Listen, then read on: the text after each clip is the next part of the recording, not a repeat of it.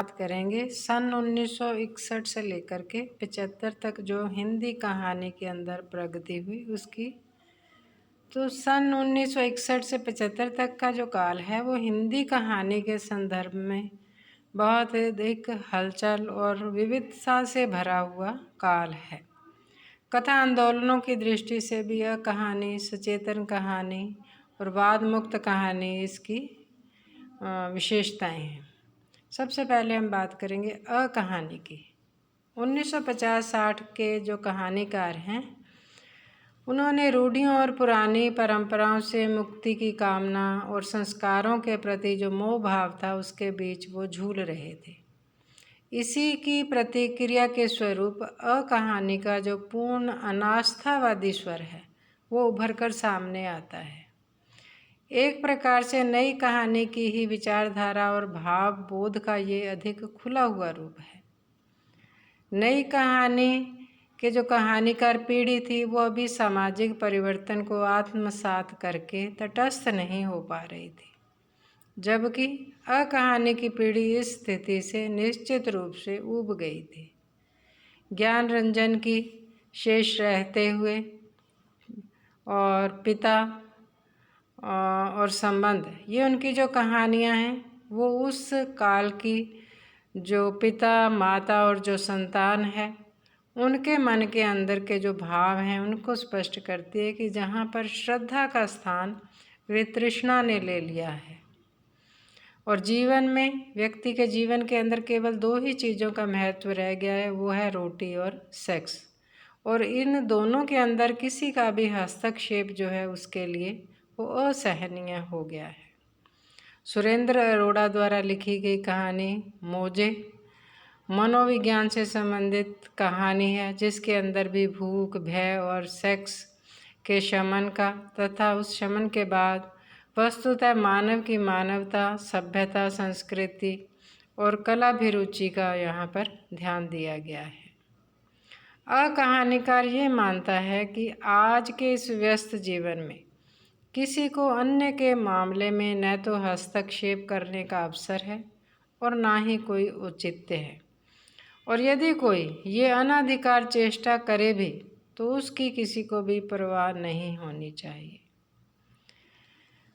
व्यक्तित्व की निरर्थकता और व्यर्थता के स्वीकार के बावजूद भी कहानीकार परिवार और समाज की अपेक्षा व्यक्ति की वैयक्तिकता को ही महत्व देता है। ज्ञान रंजन द्वारा रचित फैंस के इधर उधर जो कहानी है वो भी इसी प्रकार के दृष्टि को सामने दिखाती है कि कोई कहाँ क्या कर रहा है इसके बारे में हमें जानने का कोई भी ना तो ज़रूरत है और ना ही हमें किसी से ये अपेक्षा करनी चाहिए। कहानी को बहुत ज़्यादा समर्थन नहीं मिला। ये थोड़े समय के लिए या इनके पीछे चलकर इनका समर्थन करने वाले कहानीकार बहुत अधिक नहीं आए। अगली जो कहानी है वो है सचेतन कहानी। कहानीकारों के घोर अनास्थावादी स्वर की जो प्रतिक्रिया स्वरूप सचेतन कहानी का आस्था से परिपूर्ण स्वर उभरा। सचेतन कहानीकार परिवर्तित और परिवर्तनमान सामाजिक पारिवारिक जो मूल्य हैं, जो अंतर संबंधों के बीच में सहज जीवन की खोज की ओर चलता है। सुख की प्राप्ति उसका लक्ष्य है तथा यह सुख पारंपरिक है, परंतु जीवन मूल्य जो हैं उनकी स्वीकृति और परिवार और समाज की आस्थापूर्ण स्वीकृति में ही उसकी ये जो इच्छा है वो निहित है। महीप सिंह द्वारा रचित कहानी उलझन, वतन के पैसे, ममता कालिया की पीली लड़की तथा अनावश्यक कहानियाँ इसी दृष्टि से उल्लेखनीय हैं। जगदीश चतुर्वेदी द्वारा रचित बोनस तथा नया जीवन और कुलभूषण की पूर्व नियोजित कहानी में इस सुख को समाज और परिवार की संकीर्णताओं के त्याग और व्यक्ति की इच्छाओं की पूर्ति में देखा गया है। सचेतन कहानी प्रकृतः तनाव, निराशा और व्यर्थता बोध से मुक्त सहजता की स्वीकृति की कहानी है। संबंध इसके अंदर प्राय नहीं टूटते, माता पिता यदि तनावग्रस्त होते हैं तो प्राय निरपेक्ष न हो सकने की स्थिति के कारण ही उनके अंदर ऐसा होता है। बहुधा वे परिवर्तित स्थितियों को सहज रूप से स्वीकार कर ही लेते हैं। जिस प्रकार से कुलभूषण की कहानी पानी और रेत के कण के अंदर दिखाया गया है, इस प्रकार ये जो सचेतन कहानी है वो कहानी के बिल्कुल विपरीत आकर के जीवन के अंदर ही स्वीकार्यता को ढूंढती है। इसके बाद तीसरी जो कहानी आती है वो है वाद मुक्त कहानी। ये इनके बारे में थोड़ा थोड़ा इसलिए बताया जा रहा है ताकि टिप्पणियों के रूप में अगर पूछ लिया जाता है तो आपको पता होना चाहिए कि कौन कौन सी कहानियाँ किस रूप में सामने आई हैं। वाद मुक्त कहानी इसी काल के अंदर कुछ ऐसे कहानीकार भी सृजन में प्रवृत्त हुए जो किसी भी आंदोलन से संबद्ध नहीं थे, अर्थात किसी भी वाद को लेकर नहीं चल रहे थे, इसलिए वो वाद मुक्त कहलाए। वे व्यक्ति और समाज के बदले और बदलते हुए संबंधों में आस्था तथा अनास्था को न छू करके सहजता और यथार्थ की खोज में लगे हुए थे। मानव सुख की खोज में आधारभूत तत्वों के रूप में उन्होंने स्थितियों का सहज स्वीकार किया।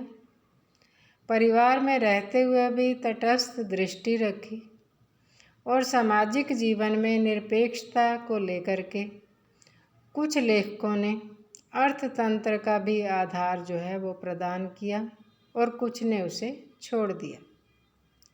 वैयक्तिक और सामाजिक संघर्ष, तटस्थता और तनाव सब लेखकों का समान और समानांतर स्वर है। समझौते की कोई आशा लक्षित नहीं होती। व्यक्तिवाद युग दर्शन के रूप में प्राय सबके लिए सहज स्वीकार्य तथ्य बनता जा रहा था। 8वें-9वें दशकों के अंदर कहानी साहित्य में दो बातें विशेष रूप से दृष्टव्य हैं कि जो व्यक्ति है वो अपने पैतृक परिवार से उदासीन तो अवश्य हुआ है, किंतु पति पत्नी के संबंध हैं इसमें प्राय अक्षुण्ण ही बने रहे हैं। इसी कारण संभवतः वैयक्तिक और पारिवारिक स्तर को ऊंचा उठाने की वैयक्तिक आकांक्षा भी इसमें निहित है। यौन शुचिता की जो धारणा है वो लगभग समाप्त प्राय है। कारण चाहे आत्मिक या शारीरिक भूख को शांत करना हो या आर्थिक व्यवस्था हो। निरुपमा सेवती द्वारा रचित कहानी निरावरण तथा अचला शर्मा की बर्दाश्त के बाहर और आशीष सिन्हा की लिखी हुई कहानी अनुराग इसी दृष्टि से उल्लेखनीय हैं।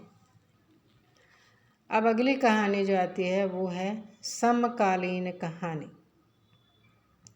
नई कहानी ने अपने को पूर्ववर्ती कहानी की जड़ताओं से मुक्त कर लिया था। 1962 से 64 तक आते आते स्वयं कुछ बंधे बंधाए वो फार्मूले जो नुस्खे थे उनमें पढ़ कर के वो भी समाप्त हो रही थी।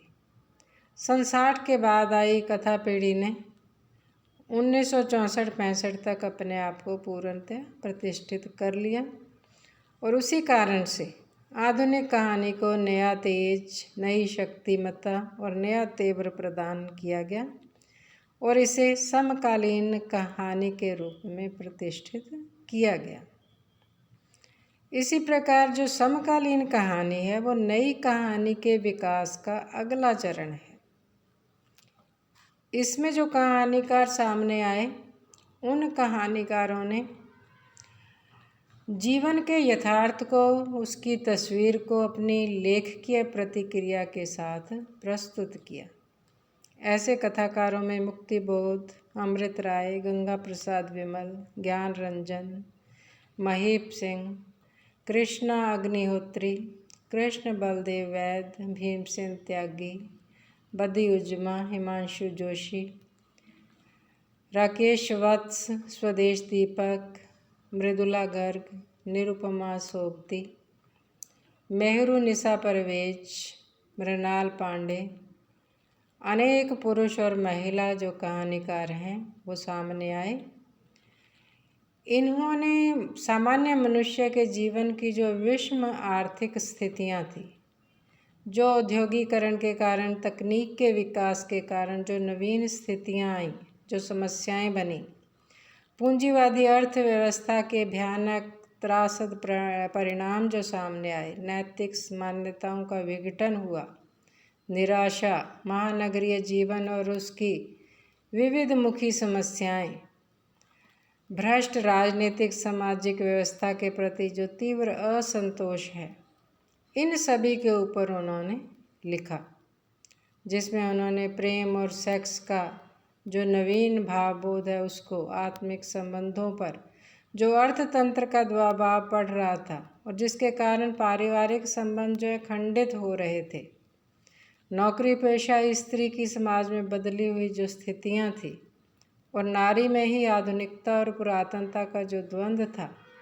उन सभी का इसके अंदर जो है खुल करके चित्रण किया गया है कि किस प्रकार से जो युवा आक्रोश है वो बढ़ रहा है, छात्र अनुशासनहीनता बढ़ रही है, देश में शिक्षित बेरोजगारी की जो भयंकर समस्या है उसके कारण जो योग्यता और प्रतिभा की खुली अवमानना हो रही है और उससे उत्पन्न क्षोभ, इस जो देश के जो दूसरे नागरिक हैं उनकी मानसिक स्थिति किस तरह से बदल रही है, देश की नौकरशाही का जो भ्रष्ट आचरण है, दफ्तरों का जो माहौल है, वहाँ पर कैसी कैसी समस्याएं हैं, उन सभी पर इनकी जो लेखकीय दृष्टि है, पकड़ है, उसका गहन परिचय इन सभी कहानियों के अंदर मिलता है। समकालीन कहानी का शिल्प भी बहुत आकर्षक और समृद्ध है।